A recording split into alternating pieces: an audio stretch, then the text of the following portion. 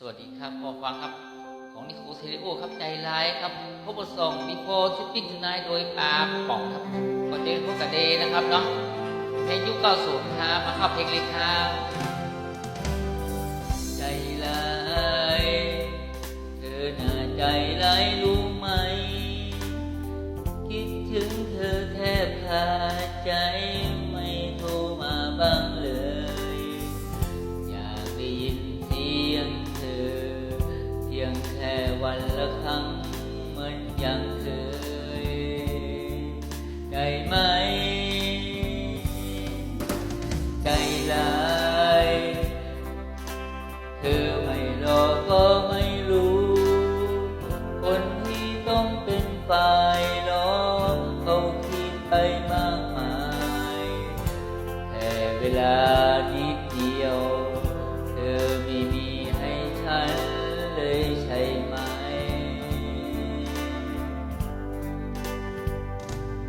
ปล่อยให้ฉันเฝ้าแต่รอจนไม่ต้องทำอะไรได้ยินเสียงเรียกเข้ามา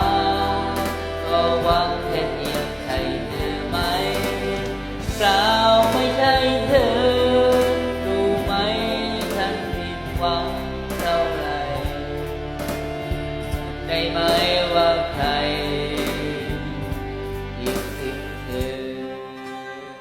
ก่อนอื่นก็ต้องขอบคุณที่ด้วยครับที่ก็มากดหัวใจกดมุกเมนครับขอบคุณนะครับก็ฝากกันด้วยครับรักษากฎจราจรนะครับไม่มักง่ายนี่นะครับเนาะไม่เยอะสอนฝากไฟแดงนี่นะครับใจร้ายเธออย่าใจร้ายได้ไหมคนรักคนที่ห่วงกัน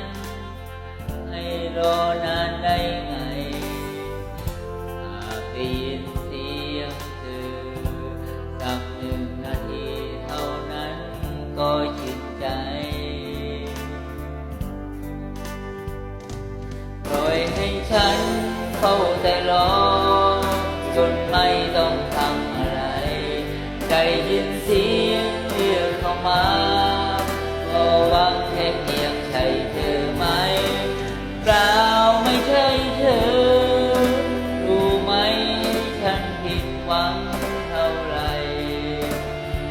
ได้ไหมว่าใครคิดถึงเธอ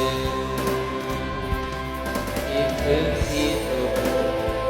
คิดถึงจนอยากโทรไปหา